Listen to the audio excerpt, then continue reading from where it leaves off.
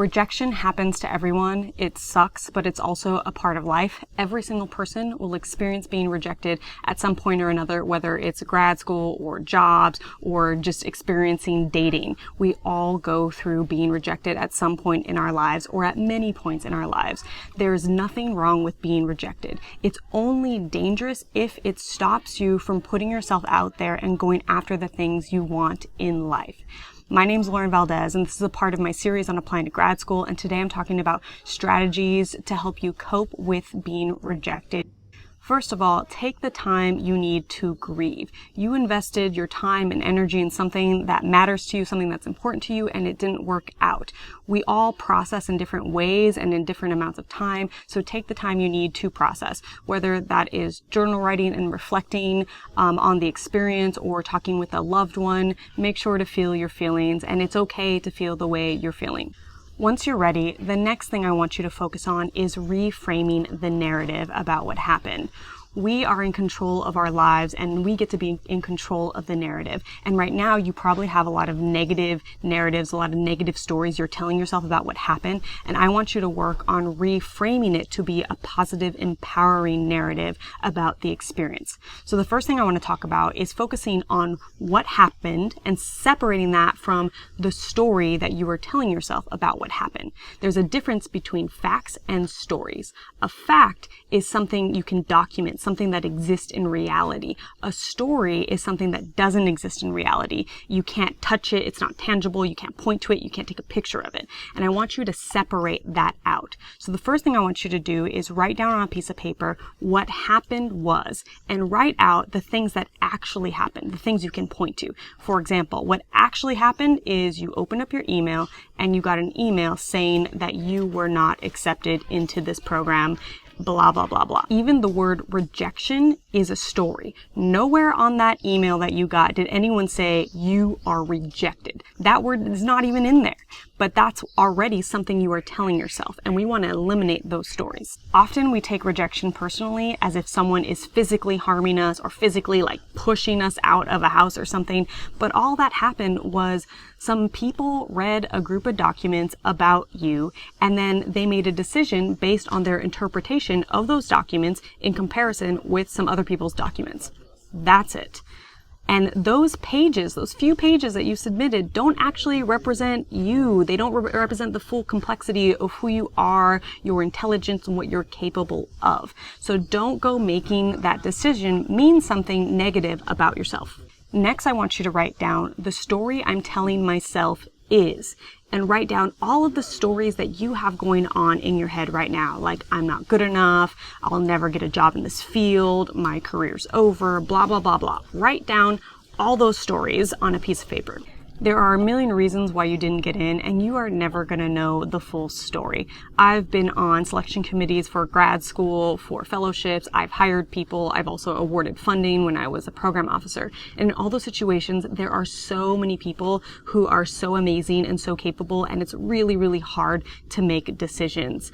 And in some cases, people can be too good, too qualified. There's been times when a group applying for funding was so amazing, we knew that they were going to be successful without our support. And instead we chose to invest in the organizations where we knew we could have a bigger impact with our funding and our support. You just never know the reasons of why you didn't get in, so don't go inventing negative stories about it. I want you to look at that list of stories that you invented, and I want you to put a big X across the page. I want you to look at that list and really get that those stories don't exist in reality. They are not evidence, they are not facts about you. You invented those stories. And because you invented them, you can also change them. Now I want you to work on reframing the narrative by telling yourself positive stories about what happened.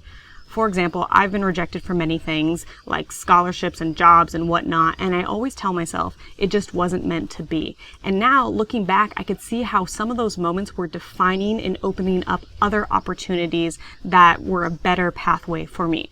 For example, I was rejected from this program where I was supposed to go to India, and then I randomly ended up in Brazil instead, and I had never had any interest in going to Brazil, and then I fell in love with Brazil. I kept going back many times. I learned to speak Portuguese, overseas, I did research there, and then 10 years after that first trip to Brazil, I ended up marrying into a Brazilian family. And that never would have happened if I wasn't rejected from that program in India. So you just never know how things will work out. Now I want you to write down the positive, self-empowering story I'm telling myself is, for example, I'm a go-getter who takes risks to follow my dreams, or I know what I want and I go after it, or I will always have access to lots of opportunities and go after them.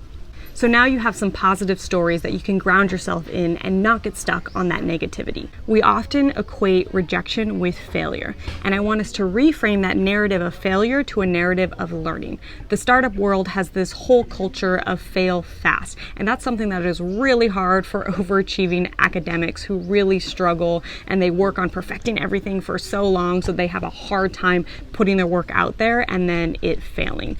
Where if we think about it, this is actually a huge opportunity for learning and for growth. We often learn the most in moments of failure. We gain the most insights about ourselves and our work. So now I want us to reflect on what we learned from the experience of applying for grad school or whatever it is you applied for.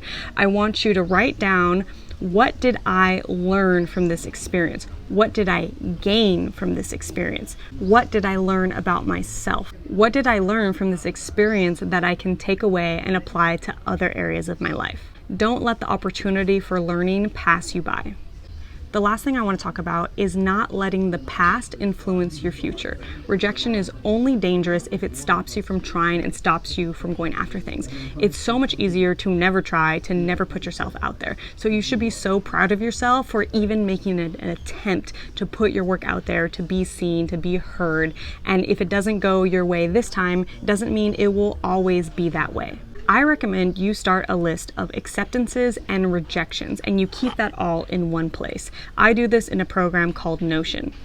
As I see the list grow as a whole, I'm reminded that I am someone who isn't afraid to challenge myself. I like doing this all in one place because we often don't take time to acknowledge the amazing things we've done because our emotions get so tied up in the negative things, like in rejection and criticism. But it's important to also remind ourselves of the positive things that we've done and achieved.